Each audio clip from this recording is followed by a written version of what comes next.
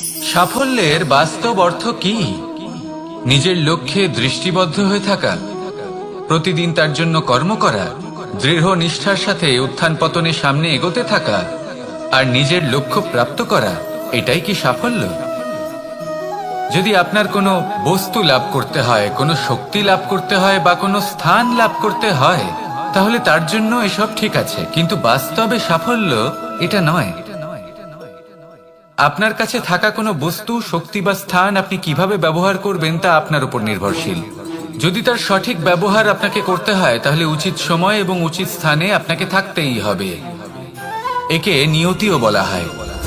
এবার ধরুন, এমন কোনো গ্রন্থ আছে যা জ্ঞানের দ্বারা ভরপুর, এমন জ্ঞান যার দ্বারা জীবন বদলে দেওয়া সম্ভব। এবার এই গ্রন্থ যদি এমন কোনো ব্যক্তির হাতে পৌঁছয় যিনি নিরক্ষর, তিনি কি এই গ্রন্থের সদ্ব্যবহার করতে পারবেন? কখনোই নয়। সেই জ্ঞান দিয়ে নিজের আচরণ পাল্টাতে পারবেন? কখনোই নয়। সেরকমই ধরুন কোনো ব্যক্তি যার কাছে একটা অস্ত্র আছে, যার দ্বারা উনি শত্রুকে শেষ করে দিতে পারেন, কিন্তু সেই ব্যক্তি হলেন একজন কাপুরুষ। তিনি কি শত্রুকে শেষ করতে পারবেন? তিনি কি জয়লাভ করতে পারবেন? কখনোই নয়। আপনার কাছে কি আছে তার থেকেও বেশি গুরুত্বপূর্ণ আপনি তা দিয়ে কি করবেন। উচিত ব্যক্তির সাথে উচিত সময় উচিত স্থানে থাকা বেশি গুরুত্বপূর্ণ।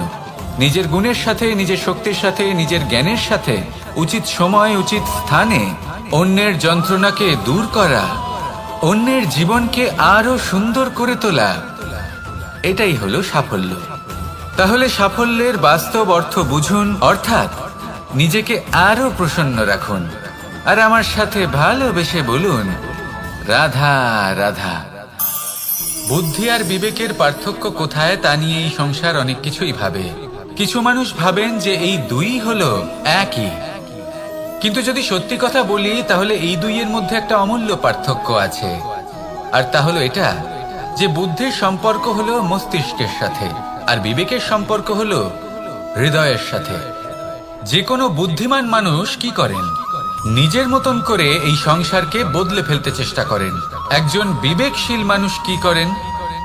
নিজের অন্তরকে, নিজের মনকে বদলে ফেলতে চেষ্টা করেন, কারণ মানুষের সংসার এই মনের মধ্যেই বসবাস করে। তাই নিজের বুদ্ধির ব্যবহার অবশ্যই করুন, কিন্তু তাতে বিবেকের লাগামটা অবশ্যই শক্ত হাতে ধরবেন। আসুন আমার সাথে ভালোবেসে বলুন, রাধা রাধা। মানুষের মধ্যে একটা বিচিত্র প্রবৃত্তি থাকে, অন্য সকলের বিষয়ে, তাদের জীবনের বিষয়ে, তাদের ব্যক্তিত্বের বিষয়ে, তাদের ভবিষ্যতের বিষয়ে অনুমান করা। এটা হলো অনুচিত। কারোর অতীতকালকে দেখে লোকে ভবিষ্যৎ বলে দিতে পারেন, বর্তমানকে দেখে ভবিষ্যতের বিষয়ে অনুমান করে ফেলেন। উদাহরণ দিতে হলে বলবো, কোনো দাসকে দেখুন, ওকে দেখে লোকে বলে যে ওর ভবিষ্যৎ সেটাই হতে পারে, অনুমান করে ফেলেন। আর এই রাজাকে দেখুন, উনি তো কত সুখী হবেন, উনি তো জগতের সব থেকে অধিক সুখী মানুষ, কত সুখ সুবিধা আছে ওনার কাছে, ধারণা করে ফেলেন। তবে সত্য তো এটাই যে কারোর ব্যক্তিত্বের বিষয়ে, তাদের ভবিষ্যতের বিষয়ে আপনি পূর্ণ সত্য কখনোই বলতে পারবেন না, শুধু অনুমান করতে পারবেন। আর এই অনুমান করে সত্যি কোনো লাভ হয় না, কারণ এই কাল সেটা হলো অত্যন্ত শক্তিশালী। কালো থেকে কালোতর কয়লাকেও হিরেতে পরিণত করতে পারে, অনেক বড় বড় রাজাকেও বিদূষক বানিয়ে ফেলতে পারে এক মুহূর্তেই। তাহলে আপনি অনুমান করে কি লাভ? কি পেলেন অনুমান করে?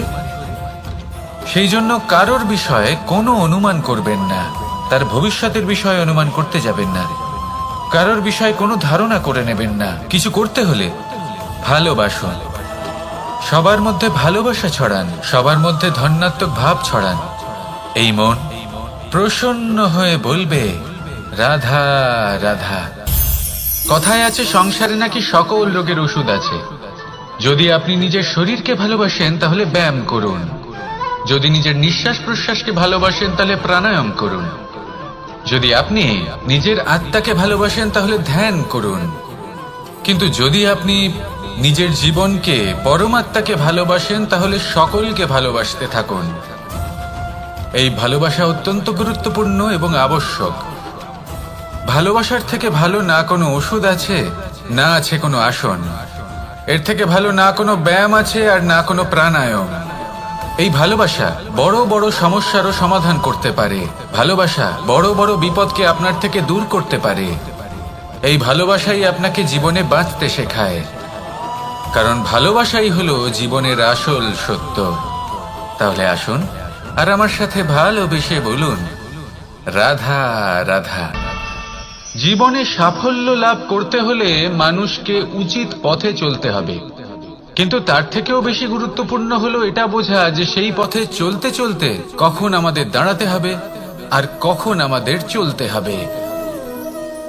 এই শিক্ষা অত্যন্ত গুরুত্বপূর্ণ। এবার দেখুন, ছোট্ট একটা কথা রয়েছে, ওকে আটকিও না, যেতে দাও। এই বাক্যের অর্থ কি? অর্থ যে কাউকে আটকিও না, যে এগোতে চাইছে তাকে এগোতে দাও, তার পথে বাধা সৃষ্টি করো না। এবার এই ছোট কথাতে এক অনুচিত স্থানে আমি দাঁড়িয়ে পড়ি। আটকাও, যেতে দিও না। এবার এর অর্থ কি হলো? যে এই ব্যক্তিকে আটকাও, তাকে জীবনে এগোতে দিও না, এর পথে বাধা সৃষ্টি করো। এবার এই ছোট কথাতে অনুচিত স্থানে যদি আমি আটকে যাই, তবে ভাবো কত পার্থক্য হলো। এই শিক্ষা কতটা গুরুত্বপূর্ণ সেটা শিখুন, আর এই শিক্ষা আমাদের জীবনে কতটা গুরুত্বপূর্ণ হতে পারে সেইটা বুঝুন। বুঝে যান, শিখে যান জীবনে কখন সামনে এগোতে হবে আর কখন থামতে হবে। মন প্রসন্ন হয়ে বলবে, রাধা রাধা। এই সংসারে আমরা প্রকাশ কোথা থেকে পাই?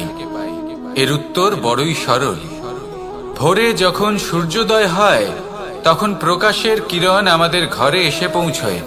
এইভাবেই আমরা প্রকাশ লাভ করি।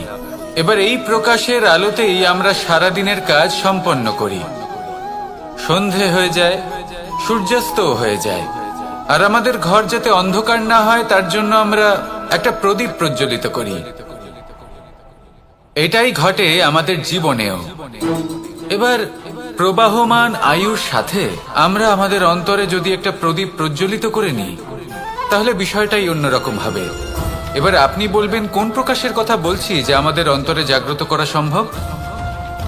আমাদের আত্মার মাঝে প্রেমের প্রকাশ জাগ্রত করার কথা বলছি।